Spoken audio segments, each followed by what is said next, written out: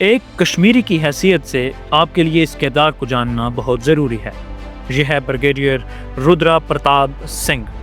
2008 میں بالی ووڈ کی طرف سے ایک فلم پیش کی گئی جس کا نام تھا شوریہ۔ اس فلم کا تمام پلاٹ بھارتی مقبوضہ کشمیر میں سیٹ تھا۔ یہ فلم اس وقت کامیاب تو نہ ہوئی مگر وقت کے ساتھ ساتھ اسے ایک کلاسک فلم مانا جانے لگا، جس کی وجہ تھی اس میں موجود یہ کردار جس کا میں نے ابھی ذکر کیا، یعنی بریگیڈیئر رودرا پرتاپ سنگھ کا کردار۔ ایک ایسا بھارتی فوجی افسر جو کشمیر سے نفرت کرتا ہے اور کشمیریوں کو بھارت کے اندرونی دشمن کے طور پر دیکھتا ہے۔ اس کے خون میں اس کی قوم سنی ہوئی ہے۔ اس کی وفاداری صرف اس کے خون کے پرتی ہے، اور بدقسمتی سے ان کی قوم میں صرف زہر بھرا ہے، زہر۔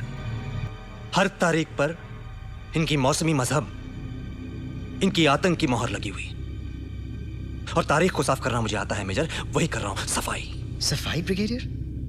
انوسنٹ بچوں پہ شوٹ ایٹ سائٹ کا انوسنٹ AK-47 لے کر گھومتے ہیں ہاتھ میں لالی پاپ کی طرح۔ انوسنٹ 6 سال کی بچی؟ بچے نہیں ہے، ٹائم بام ہے سالے، آتنکوادی کے پلے ہیں۔ ان کو ختم کروں گا میں، ایک ایک دیمک کو نکال نکال کے ماروں گا میں۔ اب فلم کے اندر تو اس کردار کو ایک ولن کے طور پر دکھایا گیا ہے، لیکن وقت گزرنے کے ساتھ ساتھ تمام ہندوستانی اسے ایک ہیرو ماننے لگے ہیں۔ ایسی فلموں کو جن کا مقصد کچھ اور ہو اور وہ وقت کے ساتھ ساتھ اچیو کیا جائے، انٹرنیشنل میڈیا کے اندر انہیں سب ٹیکسٹ موویز کہا جاتا ہے، یعنی دکھاؤ کچھ اور مطلب کچھ اور نکال لو۔ اب آپ سوچ رہے ہوں گے کہ میں آپ سے اس فلم کے متعلق بات کیوں کر رہا ہوں؟ تو دیکھیں کہ یہ کردار بظاہر تو 2008 میں ایک فلمی کردار تھا، مگر آج جب میں 2025 کی اصل خبریں دیکھتا ہوں تو پتہ چلتا ہے کہ بالی ووڈ صرف فلمیں نہیں بناتا، بیانیے تیار کرتا ہے، کیونکہ آج بھی بھارت میں یہی لاجک چل رہی ہے کہ کشمیر میں رہنے والا ہر شخص، ہر ڈاکٹر، ہر طالب علم ممکنہ خطرہ ہے۔ آئیے کچھ حالیہ واقعات سے یہ کہانی سمجھتے ہیں۔ 10 نومبر کو نئی دہلی میں ایک دھماکہ ہوتا ہے۔ لال قلعے کے پاس زوردار دھماکہ اور کئی لوگ ہلاک اور زخمی ہوتے ہیں۔ اب عام تفتیش تو یہ ہونی چاہیے تھی کہ وہ گاڑی جس سے دھماکہ ہوا کہاں سے آئی، مواد کہاں سے آیا، سیکیورٹی کہاں فیل ہوئی، لیکن بھارت نے فوراً اس تفتیش کا رخ بدل دیا اور کشمیر کی طرف گھما دیا۔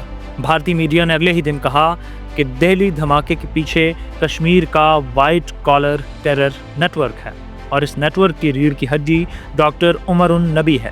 یہ وہی ڈاکٹر ہے جس کے گھر بعد میں چھاپا مارا گیا اور پھر کہا گیا کہ اس کے گھر سے 2900 کلو گرام امونیم نائٹریٹ ملا ہے۔ پھر کیا کیا گیا؟ ڈاکٹر عمر النبی کے گھر والوں کو گرفتار کر کے ان کا گھر مسمار کر دیا گیا، یعنی گھر توڑ دو، اسے ولنریبل بنا دو اور میڈیا کو کہانی دے دو۔ لیکن یہاں اصل سوال شروع ہوتا ہے۔ ناظرین، دنیا کا کوئی بھی شخص یہ بات سن کر حیران رہ جائے گا کہ 4 دن پہلے دلی میں ایک کار بم دھماکہ ہوتا ہے، 2 دن بعد کشمیر میں ایک ڈاکٹر کے گھر سے 3 ٹن بارود مل جاتا ہے، اور پھر وہی بارود تھوڑی دیر بعد ایک پولیس اسٹیشن میں جا کر پھٹ جاتا ہے۔ سوال یہ ہے کہ اگر یہ بارود ڈاکٹر کے گھر واقعی موجود تھا تو وہاں آیا کیسے؟ کشمیر تو 2019 کے بعد مکمل فوجی کیمپ بنا ہوا ہے، گھروں میں تو جھاڑو تک سکین ہوتا ہے، تو پھر 3 ٹن بارودی مواد، وہ بھی ایک ڈاکٹر کے گھر میں؟ اور دوسرا سوال یہ کہ اگر یہ اتنا خطرناک مواد تھا تو اسے پولیس اسٹیشن کے اندر کیوں رکھا گیا؟ یہ کوئی آلو پیاز نہیں تھا کہ اندر رکھ دیا جائے، پھر اچانک نمونہ لیتے ہوئے دھماکہ ہو گیا؟ یہاں یہی 2 امکانات سامنے آتے ہیں۔ امکان نمبر 1 ہے فالز فلیگ ڈائنامکس، یعنی کہانی پہلے لکھی جا چکی تھی، پہلے ایک گاڑی پھٹی، پھر سٹوری کشمیر کی طرف موڑی گئی، پھر ایک نام چنا گیا، پھر اس نام کے گھر بارودی مواد دکھایا گیا، پھر گھر توڑ دیا گیا، پھر وہی بارود ایک سرکاری دفتر پہنچا اور وہاں پھٹ گیا۔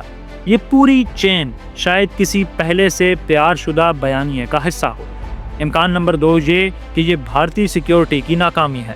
اگر یہ واقعی بارودی مواد تھا اور واقعی کسی نیٹ ورک نے اسے کشمیر تک پہنچا دیا تو پھر بھارت کی مقبوضہ کشمیر میں لاکھوں کی فوج، ہزاروں چیک پوسٹس، ہر گھر پر ریڈار کا کیا فائدہ ہے؟ کیا نام نہاد بھارتی سیکیورٹی صرف عام کشمیریوں پر ظلم کے لیے وہاں موجود ہے؟ کیونکہ اگر 3 ٹن بارود کشمیر تک پہنچ سکتا ہے تو پھر بھارت کی ساری ڈیفنس سپریورٹی صرف کاغذی ہے۔ اب آئیے دوسری طرف، دہلی دھماکے کے اگلے ہی روز اسلام آباد میں بھی ایک دھماکہ ہوتا ہے۔ تحریک طالبان پاکستان، جس کو ہمیشہ بھارتی پشت پناہی حاصل رہی ہے، اس دھماکے میں ملوث نکلتی ہے۔ پاکستان کی رٹی ہوئی لائن یہ نہیں تھی کہ اس میں بھارت کی سازش ہے، یہ ہندوستان نے کروایا، یا پھر یہ فلاں قوم ہے۔ نہیں، کیونکہ پاکستان میں کسی قوم کو دشمن نہیں سمجھا جاتا، یہاں دشمن دہشت گردی ہے۔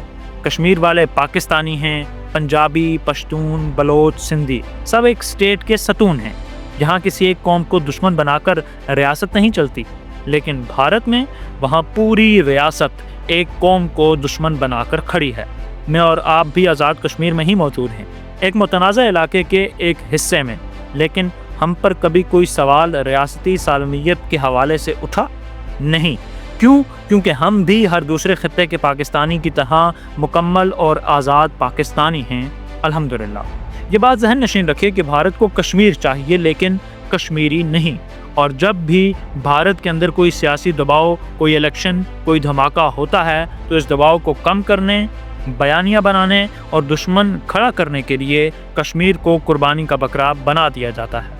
10 نومبر دہلی دھماکہ اسی سلسلے کا حصہ ہے یا نہیں، یہ وقت طے کرے گا، لیکن کہانی کی ٹائمنگ، بارودی مواد کا ٹریول، ڈاکٹر عمر النبی کے گھر کی مسماری، پولیس اسٹیشن میں دھماکہ، یہ سب واقعات ایک سیدھی لائن میں جڑتے ہیں، اور یہ لائن ایک بہت بڑے بیانیے کی طرف جاتی ہے، یعنی falls flag politics in India.